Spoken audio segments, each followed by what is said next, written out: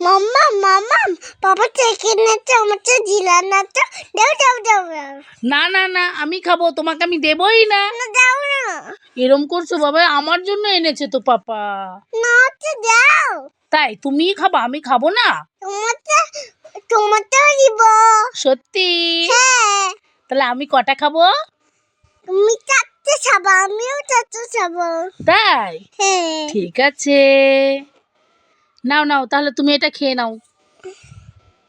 বলো। মা আমার তো চারটে দাও নি আমি খাবো না আমার তো চারটে দাও তাই তুমি এরকম করছো বাবা? আমি কেটেছি তো কি হয়েছে, তুমি তো ছোট মানুষ, তুমি কি কাটতে পারো? হ্যাঁ তাই? মাম্মা কি হলো? তুমি তো আমাকে প্লেটে দিলে না আমি একটা দল বানাবো তাই? ঠিক আছে। যাই হোক, তোমরা তো আমার মেয়ের কথাবার্তা শুনলেই।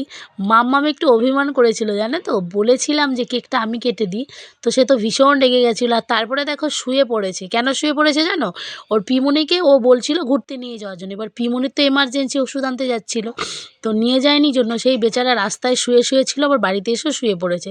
তো যাই হোক, তোমাদের তো বলাই হয়নি, আজ ছিল 25শে ডিসেম্বর। তো সারাদিন তেমনভাবে কোনো ভিডিও শ্যুট করতে পারিনি। আর মাম্মাম মানে এত ডিস্টার্ব করছিল, আর কাজের তাড়াতে ভিডিও করা সেরকম হয়েই ওঠেনি।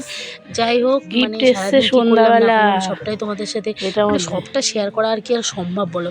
তো সকালবেলা মাম্মামকে সান্তাক্লজ অনেক গিফট দিয়ে গেছে, ওর পাপা গিফট দিয়েছে, তারপরে সকালবেলা আমাদের পাড়ার ছেলেপেলেরা এসে গিফট দিয়ে গেছিলো। তারপরে সন্ধ্যাবেলা তো আবার সান্তাক্লজ মাম্মামকে চকলেট দিয়েছে দুটো ক্রিসমাস লিখে। সকালে সেগুলো হারিয়ে গেছে, কোথায় গেছে জানি না, কেমন সব লাগছে ল্যাংটা আমাকে ফান্টা করে অবশ্যই দিয়েছে। জানিও। তো যাই হোক, আজকে ছিল এক জায়গায় নেমন্তন্ন, তো সেখানেই নেমন্তন্ন খেতে যাবো। আর এই দেখো আমি রেডি স্টেডি হয়ে নিয়েছি। আর রেডি স্টেডি হওয়ার পরেই তোমাদের দাদাভাইকে ফোন করেছি যে আমি কিন্তু রেডি হয়ে গেছি, তুমি বাড়ি চলে এসো।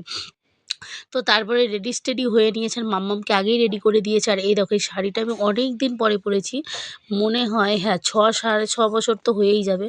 তো মনে হলো শাড়িটা আজকে পরি, আর অনেক বছর হয়ে গেলে না মনে সেটা আর পরতে ইচ্ছা করে না। কিন্তু শাড়িটা সেই একবার না দুবার পরেছিলাম, তো তারপর তেমনভাবে পরাই হয়নি। আর এই দেখো বাড়ি থেকে চলে এসছে, আর এখন আমরা নিমন্ত্রণ বাড়ি চলে যাচ্ছি। আর মাম্মাম তো ভীষণ আনন্দ করছে জানো তো। মাম্মাম না যে কোনো অনুষ্ঠান বলো, কোথাও নিয়ে গেলে ও এত আনন্দ করে, মানে কি বলবো। ওকে আমার নিয়ে যাওয়ার একটাই কারণ, ও ভীষণ পরিমাণে দুষ্টুমি করে। তার সত্ত্বেও মনে হয় কি একটু নিয়ে যাই, ও একটু খোলামেলা পরিবেশে বেশ আনন্দ করবে, খেলাধুলা করবে। তো যাই হোক, এখানে এসে আমার একটা স্যারের সাথে দেখা হয়ে গেছে, কিন্তু সেই ভিডিওটাই করতে ভুলে গেছি। আর তারপরে তো মাম্মাম পাকোড়া খাবে বলে অস্থির হয়ে গেছে জানো। তার জন্য দেখো মাম্মামের জন্য পকোড়া নিয়ে এসছে, আর সেইটা মানে আমিও খাচ্ছি, মাম্মামও খাচ্ছে। আর অনেক পকোড়া খেয়ে নিয়েছি আমরা। আর এই দেখো মাম্মাম কি বলছে। মাম্মাম, তোমার পাকোড়া খেতে কেমন লাগছিল? ভালো লাগছে কতটা টেস্টি হয়েছে? অনেকটা তাই? তাহলে তুমি এখন ভাত টাত খাবে তো নাকি? না তাই? তাহলে তুমি কি খাবে? যাই হোক, মাম্মামের কথা তো শুনেই নিলে, মাম্মাম তো কিছুই খাবে না বলছিল। তো সত্যি কথা বলতে ও কিছুই খায়নি। তো ও শুধুমাত্র কি খেয়েছে জানো, 1 পিস মাটন খেয়েছে। তো আর ও পকোড়া খেয়েছিল, ওতেই ওর পেট ভরে গেছে। 2-3 পিস মশলা, আর বাচ্চা মানুষ কত বড়ই বা পেট বলো। তো তারপরে খাওয়া দাওয়া করে বাড়িতে চলে এসেছি। আর আজকে মিনি ব্লগটি কেমন লাগলো অবশ্যই জানিও।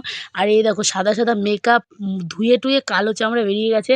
তো যাই হোক, তোমাদের দাদাভাই আমার জন্য বিছানা করে নিয়েছে। আর মেয়ের তো ঠান্ডা ঠান্ডা লেগে গেছে, ওই জন্য তোমাদের দাদাভাই আগেই বস্তা মস্তা দিয়ে আটকে দিয়েছে। তো যাই হোক, এখন আমরা ঘুমিয়ে পড়বো। টাটা।